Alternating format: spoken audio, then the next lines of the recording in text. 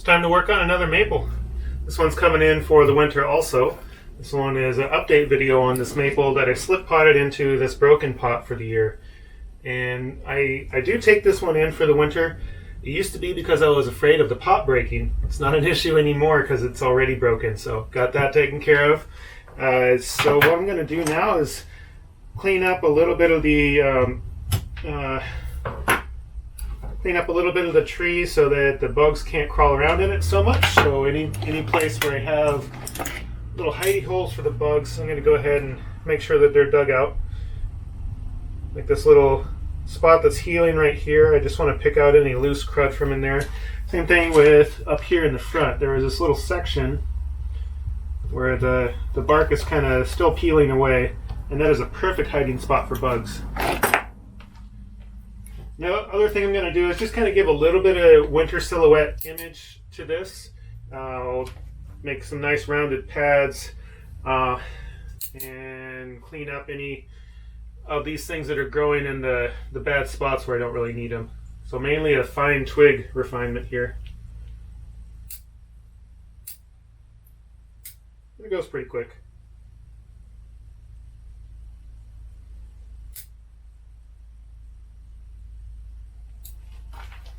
And I do this looking at it from the top, which makes it a little bit easier to see a round silhouette on these twigs. These are some nice fine twigs for this. This is just a standard group of Japanese maples. It's the Acer palmatum, not anything fancy. It's no named variety. It's just your normal, everyday mountain maple. One of my favorites, by the way. I like mountain maple for its ability to grow very strong. I guess it would be maybe considered the mutt of the Japanese maples. Some of the dwarf varieties like Kiyohime, they do have a lot of dieback on their twigs, and so they're a little touchy-feely. Not always a lot of fun to see all that dieback. This particular group here, I've never had any dieback on it, so it's going to winter over just fine, but I do give it a little protection just to do it. And as I'm giving it a good once over, you can see if there's any bugs. This one looks like a fruit fly of some kind. I'm not seeing aphids or any other bug sign, but I am still going to, along with everything, give it a good lime sulfur spray with just a diluted lime sulfur in my spray bottle. Same one that I use for my other sprays for bugs. And I'll make sure that any overwintering pests, and especially their eggs, are eradicated.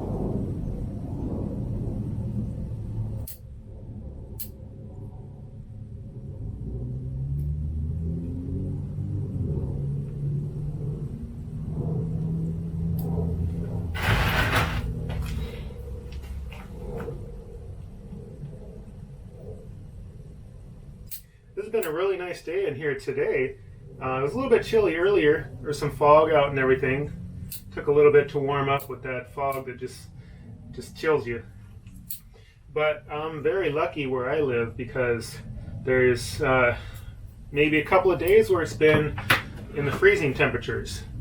I do Fahrenheit where I'm at here in America, so we had 27 degrees Fahrenheit for our low recently.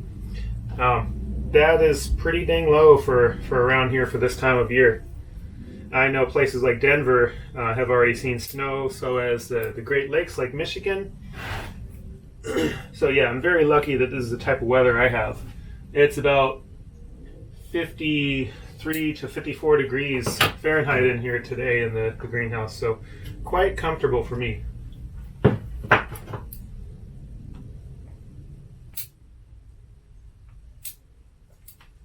In the background, you might hear the birds every now and then. They're actually going a little nutty right now because we do have, I don't know, 5 days of bad weather coming in. Bad weather meaning it's going to rain pretty much every single day for the rest of the week and the weekend. That is very typical for around here, that you get to your weekend after working long and hard and hoping for a nice little relaxing time where you can get outside and you get the rain. That is the Pacific Northwest for you. If you wait for the perfect weather, you'll have missed it.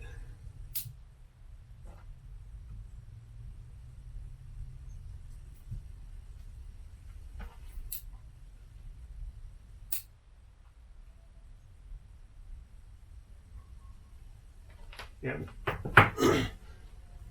I have to really watch out for this top section here because this is very apically dominant. You notice there's, for one thing, I've trimmed most of it, but there's not a lot of new growth that comes out of these lower sections.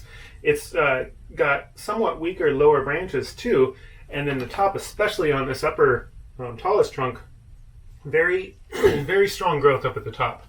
And if I don't really keep up to it, this top will thicken in no time at all.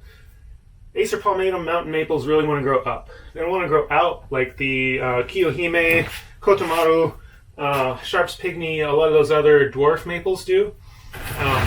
They want to become big trees. So it is a challenge in bonsai life for them to remain at this small size.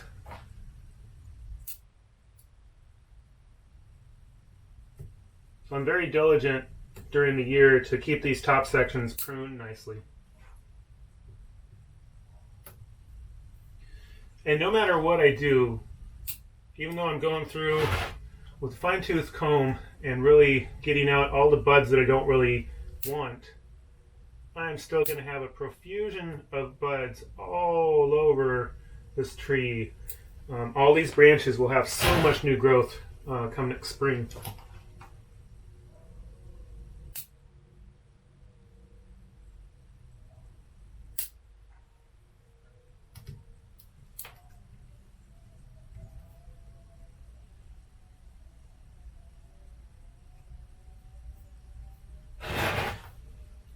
Now I remember when I did the the video for this tree, there was some concern on the out of season potting excuse me, out of season potting activity that I was doing, because I took it out of the container this was in and I placed it in this other container.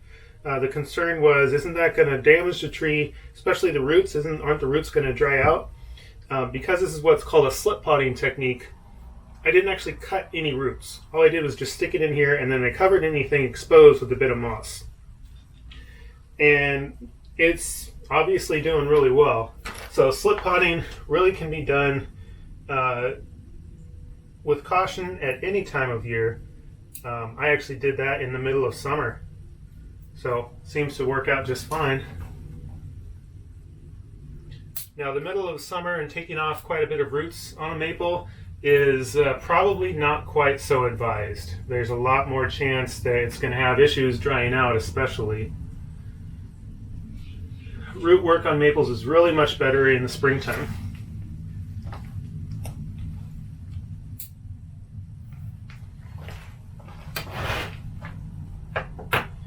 Really like all these little buds on this maple here. They're just these bright red little buds.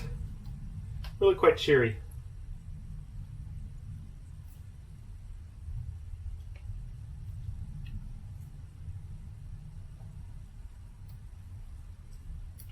I'm also taking off any downward growing stems or any buds that grow down. Also any ones that go directly into another branch, if possible. I'm simplifying those as well. Any super long internodes like this one right here, this one is about double the ones that are next to it. It has a lot of space between where the buds come out. So I'm just going to chop that one a little short. It'll have new buds that sprout from there in the spring.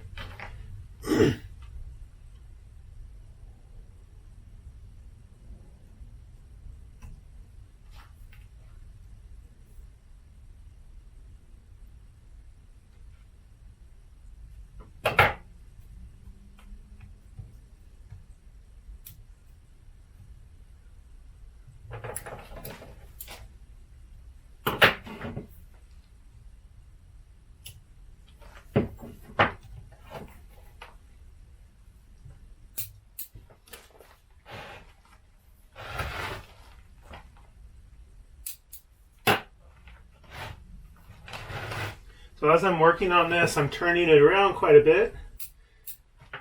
I I tend to not really consider a tree to have only one side that I'm going to view it from, and this one is no different. This one I do find on this tree and many other trees that the sides that I enjoy the most are in a completely different spot of the pot than most people would consider. So this being an oval pot, it looks like there should be a front. This is probably the back. This is probably the front. But I like this. This is the image that I like. I just like the way that it flows from this side. And as I turn it, I really enjoy this image. It's the opposite side of that one also. And this side I like quite a bit. I kind of like being able to see as much of this moss in the front as possible. I like it. I like this tree from so many different sides that I'm not going to name a front on it. In fact, if I do keep this as part of my permanent collection, it'll go into a round pot. A round pot with the group planted pretty much directly in the center of it, most likely. That way I can turn it any way I want at any moment's notice and display it in the way that I think works really well.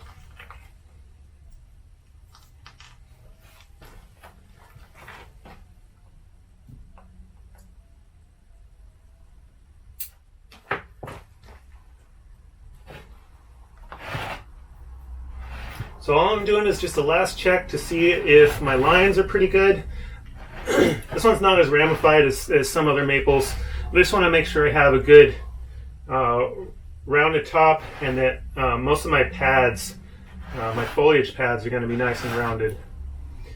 It has very different growth patterns from the bottom to the top. The lower sections, the branches make these nice pads, and as they go up, they move into separate layers.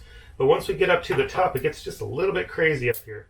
Because of the apically dominant growth, it doesn't make pads so much. All of these have wanted to grow up, and so I'm kind of stuck with chopping off the upward growing parts and getting these new growths from the side, which then I just determine which ones of those to keep. It was very much a clip and grow technique.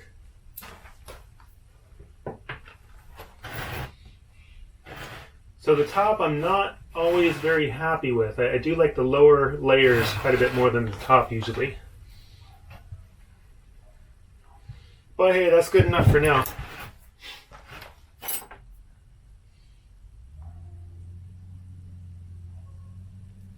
So as you flow up through this group, I like the look of it. I like how the trunks lean out from each other. Just try to make their own space in the world. This has some very natural, basically sunburn to make that tan white color on the trunk there.